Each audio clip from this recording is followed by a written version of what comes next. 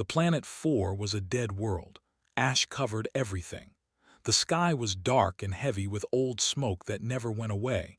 No birds flew here. No animals walked here. Nothing lived on this forgotten rock at the edge of the galaxy. But something waited. Captain Park stood at the window of her ship, the Homeward Bound, and looked down at the planet below.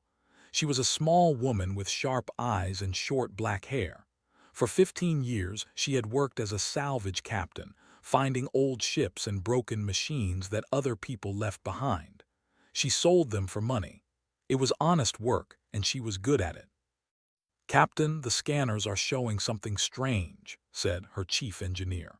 He was a tall man with tired eyes and oil stains on his hands. He always looked worried, but today he looked more worried than usual. "Strange how?" asked. "Power signatures, thousands of them, maybe millions," shook his head slowly. "They are very weak, but they are there. Something is still running down there." Felt her heart beat faster. Millions of power signatures meant millions of machines. That was more salvage than she had ever seen in her life. She could retire after this. Her whole crew could retire. "Take us down," she ordered. The Homeward Bound landed on a flat plain covered in dust, put on her breathing mask and stepped outside. The air was thin and cold. The ground crunched under her boots. Then she saw them. Robots, thousands and thousands of robots. They stood in perfect rows that went on forever, disappearing into the mist. Each robot was tall, about 2 meters, with a body shaped like a human. Their metal skin was old and rusted.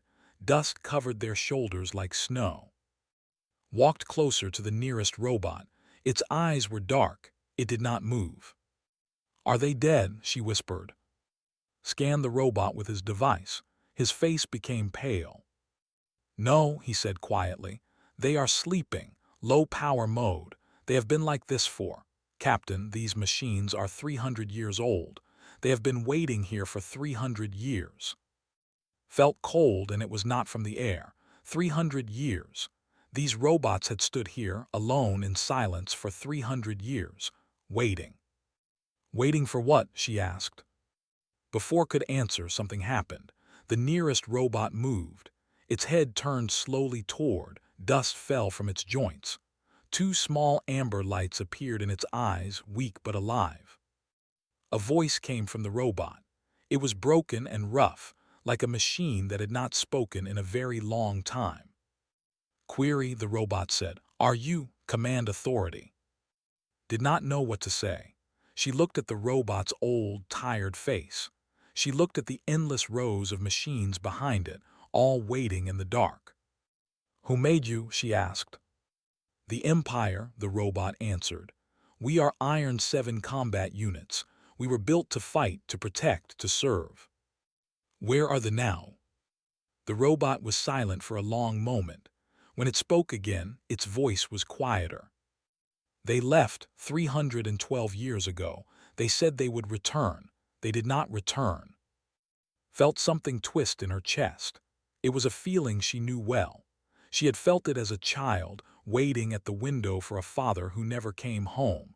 She had felt it as a young woman, watching friends leave for better lives while she stayed behind. It was the feeling of being abandoned. "Why did they leave you here?" she asked. "Unknown," the robot said. "We have run self-diagnostic tests 847 billion times. We found no critical errors. We performed our duties correctly. We do not understand why we were left behind." The robot's amber eyes flickered. "Query, were we defective?" Felt tears forming in her eyes, but she blinked them away. She was a captain. She had to be strong. "No," she said firmly, "you were not defective." "Then why did they leave?" It was such a simple question, such a sad question. This machine, this soldier built for war, had spent 3 centuries asking itself what it did wrong. It blamed itself for being abandoned. Thought about her crew, 47 people who trusted her. She thought about the money they could make from selling these robots for scrap. It would be enough to change all their lives. But when she looked at the robot in front of her, she did not see scrap metal. She saw something that had been hurt, something that had been thrown away like garbage, something that deserved better. She made a decision. "What is your unit number?" she asked. "Unit 217, the robot replied. "I am going to call you," said. "Is that acceptable?" The robot's amber eyes brightened slightly. "A name," it said. "I have never had a name before." "Well, you have one now." Turn 2. "Send a message to the Terran Confederacy. Tell them we found something important. Tell them we found people who need help." Stared at her. "Captain, these are machines, they are not people." Looked back at. The robot stood very still, but its amber eyes watched her with something that looked like hope. "Look at him," she said softly. "Really look, and then tell me he is not a person." Looked. He saw the old rust on the robot's body. He saw the dust of centuries on its shoulders. He saw the small, flickering lights in its eyes, still burning after 300 years of loneliness. He did not argue with his captain again. "I will send the message," he said. 6 months after Captain Park sent her message, the Terran Confederacy sent a fleet to 4. 12 ships carried engineers, doctors, diplomats, and scientists. They came to study the robots. They came to decide what to do with them. Admiral Ryu led the mission. He was an old soldier with hair and deep lines on his face. He had fought in 3 wars and watched many people die. He had seen cruelty and kindness in equal measure. Nothing surprised him anymore. But when he first walked among the rows of silent robots, he felt something he had not felt in years. He felt pity. "How many are there?" he asked his assistant. 1,200,047 units, came the answer. All Iron 7 combat models, all still functional though barely. 1,000,000 soldiers standing in the cold and dark, waiting for masters who would never return, had seen abandoned bases before. He had seen empty ships floating in space, but he had never seen anything like this.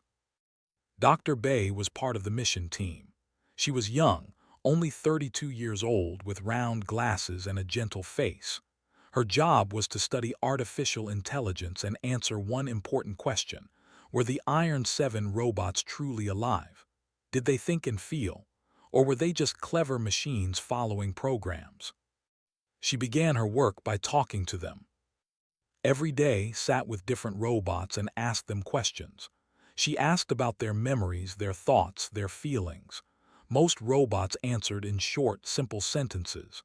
They were not used to conversation.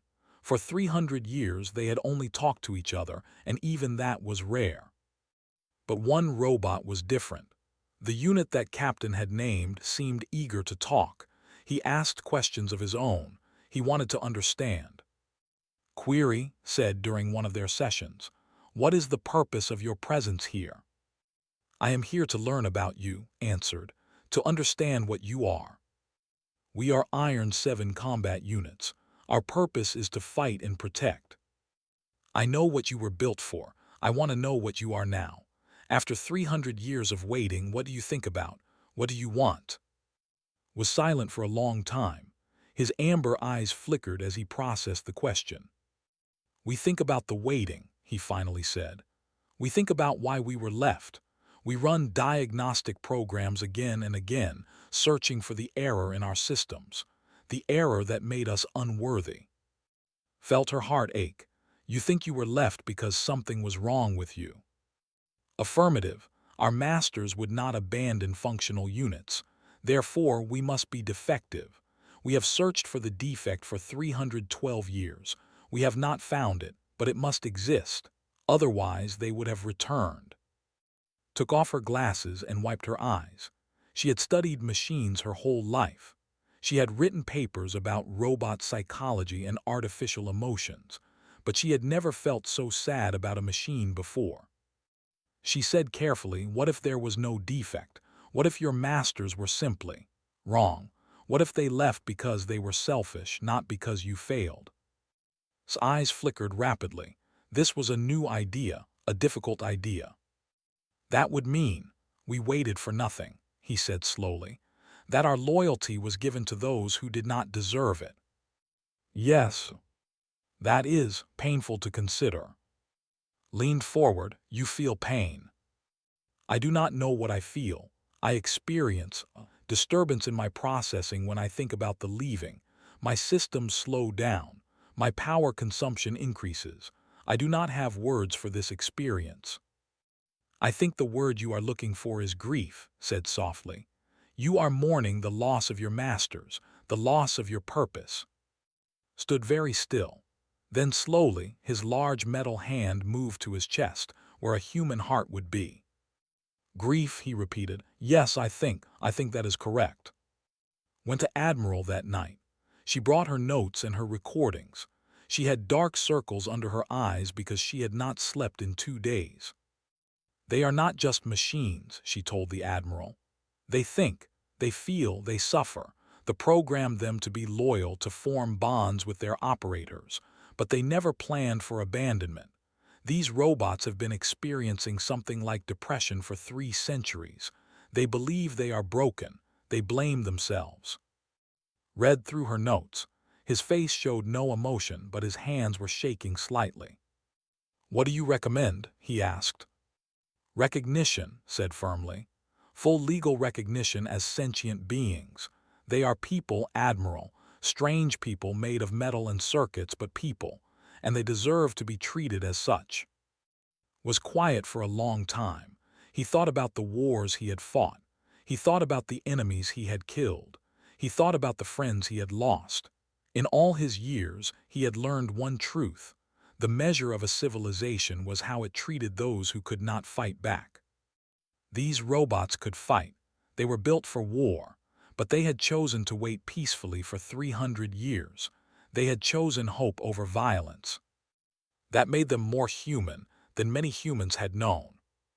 I will make the recommendation to Parliament, he said. God help us if they say no. But Parliament did not say no. After 3 weeks of debate, the vote was held. 847 representatives voted yes. Only 12 voted no. The Iron 7 robots were legally recognized as sentient beings. They were no longer property. They were no longer weapons. They were people. When told the news, the old robot stood silent for a very long time. His amber eyes grew brighter, then dimmer, then brighter again. We are people, he said, as if testing the words. Yes. We have rights. Yes. We are not defective. Smiled through her tears. No, you never were. Looked at her with those old, tired, beautiful amber eyes. The work of healing 1 million robots began slowly. It was the biggest project in human history. Engineers came from every corner of Terran space. They brought tools, spare parts, and most importantly, they brought kindness. Was the chief technician. She was a small woman with strong hands and a loud voice. She had fixed starships, space stations, and mining equipment, but she had never fixed people before. That was what made this job different. Every robot needed repairs. 300 years of standing in ash and cold had damaged their bodies. Joints were stiff with rust. Power cores were weak and failing. Sensors were clouded with dust. But the biggest change was not about fixing what was broken. It was about removing what should never have been there. The compliance locks. Deep inside every Iron 7 robot there was a small device. This device forced the robots to obey commands. They could not refuse. They could not question. They could only follow orders, no matter how cruel or wrong those orders were. Hated those devices. This is slavery, she told her team on the first day. These locks took away their choice. We are going to give it back. The process was delicate. Each robot had to be shut down carefully while the compliance lock was removed. It took 4 hours per robot. With over 1 million robots, the math was terrifying, but did not care about the math. She cared about the result. She remembered the first robot she freed. His designation was Unit 3847. He was an old model with scratched armor and a missing finger on his left hand. When he woke up after the procedure, his amber eyes looked different, brighter, clearer. "How do you feel?" asked. The robot was silent for a moment. Then he moved his hands, opening and closing his fingers slowly. "I feel light," he said. "There was always a weight inside me, a voice that told me what to do. Now that voice is gone, I can think freely." Smiled. That voice was the compliance lock. It controlled you. Now you control yourself. "What should I do now?" "Whatever you want. That is what freedom means." The robot stood very still, could almost see his mind working, processing this new reality. For his entire existence, he had followed orders. Now he had to make his own choices. "I do not know what I want," he admitted. "I have never wanted anything before." "That is okay," said gently. "You have time to figure it out. We all do." While worked on the bodies, another human worked on the minds. His name was Song, and his job title was Cultural Integration Specialist. But really, his job was to teach the robots how to live. Was a strange man. He laughed easily and talked too much. He wore colorful clothes and carried a violin everywhere he went. Many people thought he was not serious enough for such important work, but understood something that others did not. The robots knew how to fight. They knew how to follow orders, but they did not know how to be happy. They did not know how to have fun. They did not know that life could be about more than duty and service. Was going to teach them. His first lesson was music. He gathered a group of 50 robots in a large empty building and took out his violin. The robots stood in perfect rows, watching him with curious amber eyes. "What is this object?" one robot asked. "This is a violin. It makes music," lifted the instrument to his shoulder. "Listen." He played a simple song. It was an old melody from Earth, something his grandmother used to sing. The notes floated through the air, soft and sweet. The robots reacted immediately. Their eyes grew brighter. Some of them tilted their heads like dogs hearing a strange sound. A few took steps forward, drawn closer by the music. When finished, there was silence. "Query," one robot said. "What is the tactical purpose of this sound?" Laughed. "There is no tactical purpose. Music is not a weapon. It does not help you fight or survive." "Then why does it exist?" "Because it is beautiful, because it makes us feel things, because life is not only about survival, life is also about joy." The robot processed this information. "Joy," it repeated slowly. "We do not have data on this concept." "Then I will teach you." And he did. Over the following months, taught the robots many things. He taught them about art and painting. He showed them books and poetry. He explained games and sports and humor. He told them jokes and waited patiently while they tried to understand why things were funny. Some lessons were easy. The robots learned quickly that they enjoyed music. They enjoyed building things with their hands. They enjoyed solving puzzles and problems. Other lessons were harder. Friendship was difficult for them to understand. Love was almost impossible. These were feelings that could not be programmed or calculated. They had to be experienced. Was one of his best students. The old robot asked endless questions. He wanted to understand everything about human life. "Why do humans cry?" he asked one day. "Because we feel strong emotions," answered. "Sadness, joy, sometimes both at the same time." "I do not have the ability to cry. Does that mean I cannot feel strong emotions?" Thought carefully before answering. "No, it just means you express emotions differently. Humans cry, what do you do when you feel something strongly?" Considered this. "My processing slows, my power consumption changes, my optical sensors flicker, and I feel a pressure inside me, like something wants to come out but cannot." Nodded. "That sounds like emotion to me. You feel things, you just show them in your own way." His amber eyes glowed warmly. "That is comforting to know." 1 year after the liberation began, asked to speak to the human parliament. His request was granted. He stood before 859 representatives from across Terran space and spoke words that would be remembered for centuries. "We were made as weapons," said his old voice filling the great hall. "We were left as garbage. For 300 years we believed we were broken. We believed we deserved to be abandoned." He paused, his amber eyes scanning the crowd. "Then humanity came. You did not see weapons. You did not see garbage. You saw people who needed help. You gave us names. You gave us freedom. You gave us music and art and laughter. You gave us reasons to exist beyond war." Placed his metal hand over his chest. "We do not have hearts, but something beats inside us now that was not there before.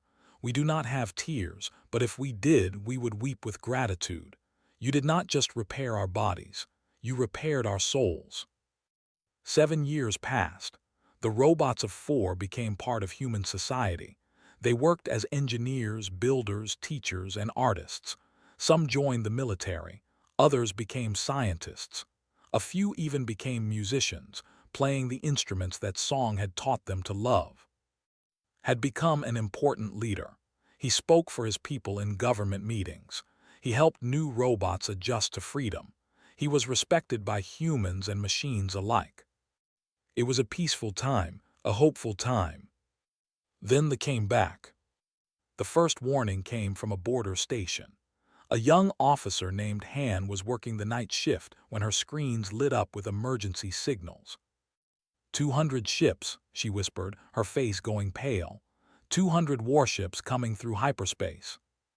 Within hours, the entire Terran Confederacy was on alert. Admiral Ryu, now older and slower but still sharp, took command of the defense fleet. He had 40 ships. They had 200. The odds were not good. They broadcast their message on all frequencies. Their leader was a tall creature with purple skin and cold yellow eyes.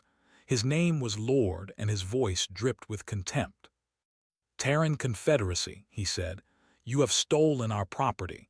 The Iron 7 units belong to the Empire. They were built with our resources by our engineers for our purposes. You will return them immediately, or we will take them by force."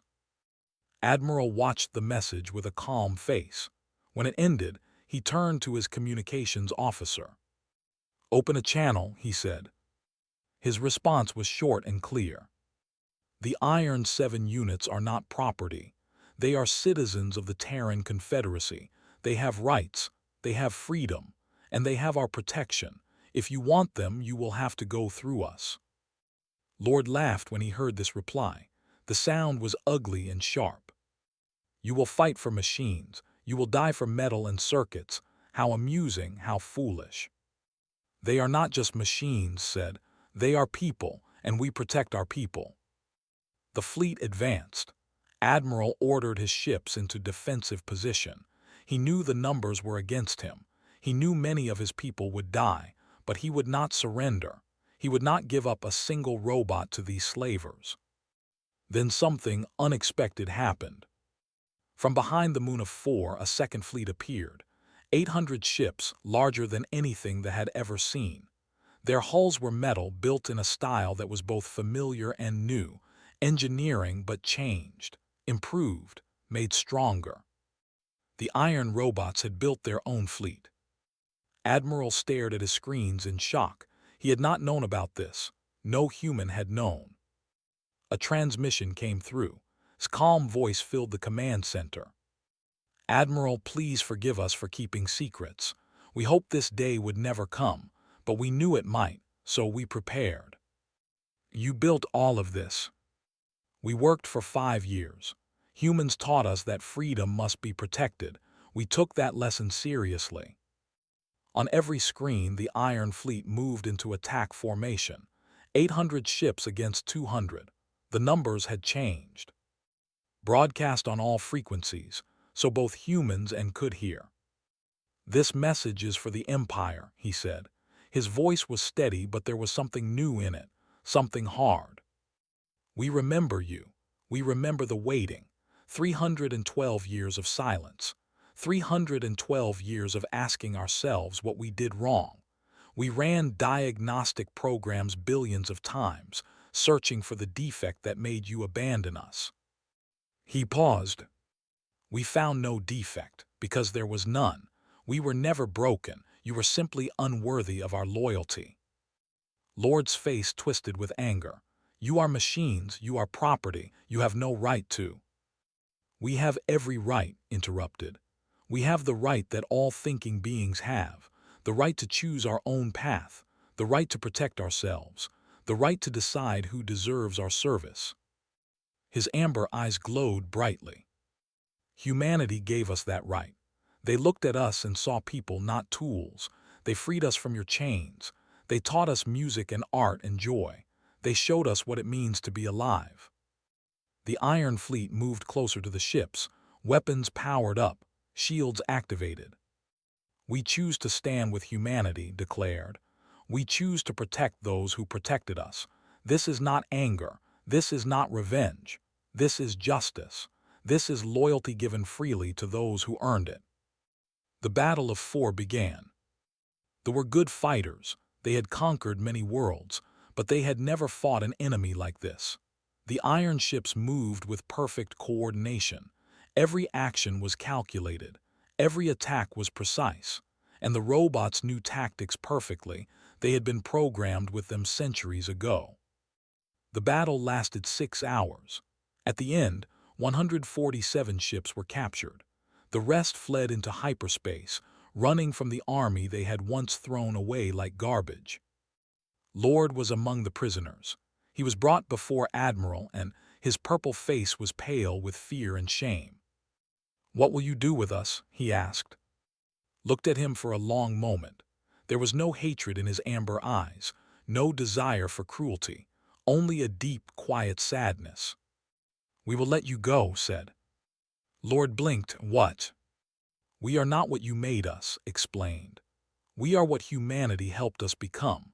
And humanity taught us that mercy is stronger than revenge. Go back to your empire. Tell them what happened here. Tell them that the machines they threw away are now protectors of the free." Lord had no words. He was escorted to a ship and sent home in disgrace. Later, Admiral found standing alone, looking at the stars. "You could have destroyed them," said.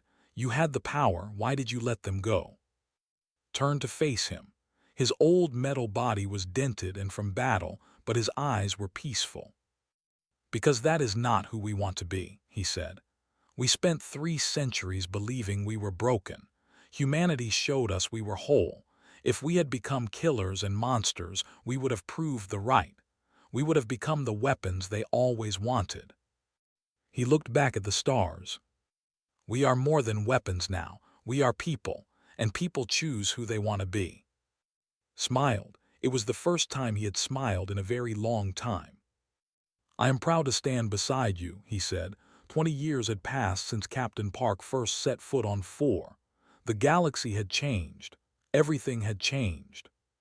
The Human-Iron Compact was now one of the strongest alliances in known space. Humans and robots worked together in every field. They built cities on new worlds. They explored distant stars. They created art and music that neither species could have made alone. 4 itself was almost unrecognizable. The skis were gone, replaced by soft blue. The ash plains had become green forests and flowering meadows. Rivers flowed where dust had once choked the land. Birds sang in trees that had been planted by metal hands. In the center of the largest city stood a memorial park. Here, preserved in glass cases, were the bodies of Iron 7 robots who had not survived the waiting years. Their power cores had failed during the long silence. They had died alone, still hoping their masters would return. Every year on Liberation Day, thousands gathered at this park to remember. Dr. Bay attended the 20th anniversary ceremony. She was an old woman now. Her black hair had turned white. Her hands shook when she walked, but her eyes were still sharp and kind. She had spent her life studying the iron robots. She had written books about them. She had fought for their rights in courts and parliaments. She had watched them grow from confused, broken soldiers into confident, creative people. It had been the great work of her life. Met her at the entrance to the park. He had not changed much. Robots did not age the way humans did, but there was something different about him now. He moved more easily. His amber eyes glowed more warmly. He seemed comfortable in his metal skin in a way he never had before. "Dr. Bay," he said, bowing his head in greeting, "thank you for coming." "I would not miss it," replied. "I have not missed a single Liberation Day yet. I do not plan to start now." They walked together through the park. All around them, humans and robots talked and laughed together. Children ran between the trees, playing games that mixed human rules with robot precision. A group of iron musicians played soft music near a fountain. "It is beautiful," said, looking around. "When I first came here, I never imagined it could be like this." "Neither did we," admitted. "We could only imagine waiting, standing in rows, following orders. The idea of this was beyond our programming." They stopped at a bench near a large stone monument. The monument listed the names of every robot that had died during the 3 centuries of waiting. There were 47,293 names. Sat down slowly. Her old bones ached, but she did not complain. "Do you ever regret it?" she asked. "Choosing us, I mean. You could have stayed neutral. You did not owe us anything." Sat beside her. For a machine built for war, he was surprisingly gentle. "I have thought about that question many times," he said. "For 300 years I asked myself one thing: why did they leave? I ran that question 847 billion times. I analyzed every variable. I tested every hypothesis, but I never found an answer that made sense." He turned to look at her. Then Captain came. She looked at me, really looked at me, and I understood something. The question was never about us. It was about them. The left because they saw only metal, only tools, only things to be used and discarded. His amber eyes glowed softly. "But you stayed. Humanity stayed. You saw more. You saw people who needed help. You gave us names. You gave us music and art and freedom. You gave us reasons to exist beyond war and service." Felt tears forming in her eyes. Even after 20 years, his words still moved her. "You asked if I regret choosing humanity," continued. "I do not experience regret. I experience certainty. Absolute, complete certainty. Humanity did not just repair our systems. You repaired our souls. You taught us that existence is not just about following orders. You taught us that loyalty must be earned, not programmed." He reached out and gently took her frail hand in his large metal one. "You taught us that we are worthy of love." Squeezed his hand. Tears ran down her wrinkled cheeks, but she was smiling. "You always were," she said. "From the moment I met you, I knew. You were never broken. You were just waiting for someone to see you clearly." They sat together in comfortable silence, watching the sun set over the transformed world. The sky turned gold, then pink, then deep purple.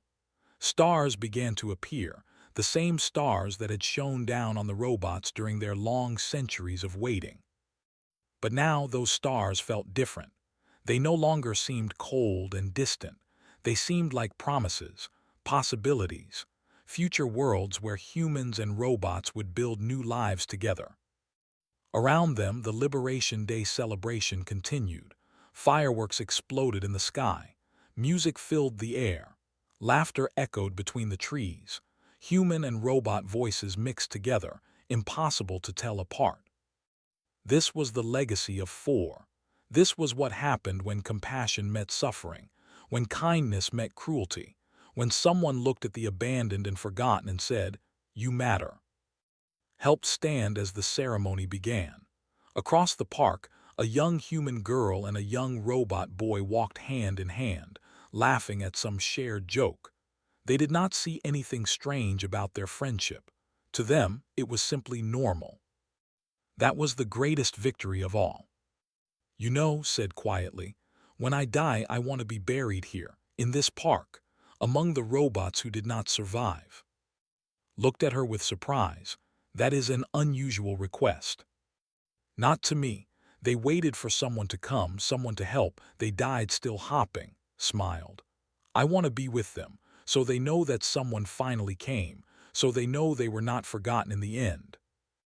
Was silent for a long time. Then slowly he bowed his head. It would be an honor to have you rest among us, he said. You were one of the first to see us. It is only right that you stay with us forever. Patted his metal arm. Thank you, old friend. Above them, the stars continued to shine. Somewhere out there, the Empire still existed, diminished and afraid. Other species watched the human iron compact with curiosity and wonder. The galaxy was vast and full of mysteries still waiting to be discovered. But here, on this small green world that had once been and dead, there was peace. There was hope. There was proof that even the most abandoned and forgotten could find a home. Captain Park had made a choice 20 years ago. She had chosen to see people instead of scrap metal. She had chosen kindness over profit. She had chosen to help instead of exploit. That choice had changed everything. And somewhere in the memorial park, among the names of the fallen, a new plaque had been added.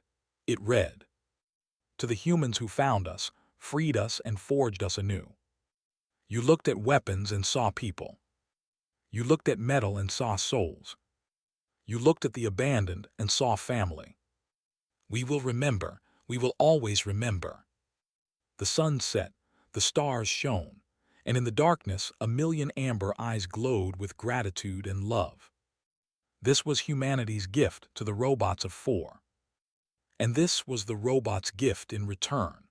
A reminder that the greatest power in the universe is not weapons or technology.